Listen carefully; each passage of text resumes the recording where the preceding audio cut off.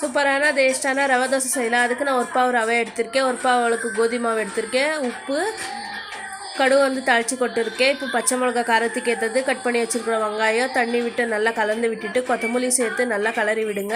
இப்போ கொஞ்சோண்டு பெப்பர் சேர்த்து 10 நிமிஷம் மாவு ஊற விடுங்க. ஊறட்டும், அப்போ தான் தோசை நல்லா வரும். அதுக்குள்ளே சட்னிக்கு நான் வதக்கி வச்சுருக்கேன், அதை ருப்பி எடுத்துக்கலாம். 10 நிமிஷம் மாவு ஊறினதும் இந்த ஸ்டைலில் உங்களுக்கு மாவெல்லாம் கட்டியாகிடும். இந்த ஸ்டைலில் கொஞ்சம் தண்ணியை சேர்த்துக்கோங்க. இன்னும் கொஞ்சம் வேணும்னா உப்பு தண்ணி அட்ஜஸ்ட் பண்ணிக்கின்னு தவா வச்சு தவா காஞ்சதும் எண்ணெய் தடவி இந்த மாதிரி ஒரு கப்பு எடுத்து அதில் ஊற்றுங்க. சூப்பராக வரும்.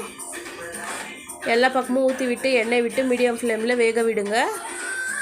வேந்ததும் கொஞ்சம் கொஞ்சமாக இது பண்ணி திருப்பி போட்டு 2 பக்கமும் செவக்க விட்டு எடுத்தால் சூப்பரான டேஸ்டான ரவை தோசை ரெடி. இதுக்கு வந்து தேங்காய் சட்னி சூப்பராக இருக்கும். நான் வந்து எங்கள் வீட்டுக்கார் கடலக்காய் சட்னி கேட்டதுனால நான் கடலக்காய் சட்னி தான் அரைச்சேன். சூப்பராக இருந்துச்சு. ட்ரை பண்ணி பாருங்கள். இந்த வீடியோ பிடிச்சிருந்தா லைக் பண்ணுங்கள், கமெண்ட் பண்ணுங்கள்.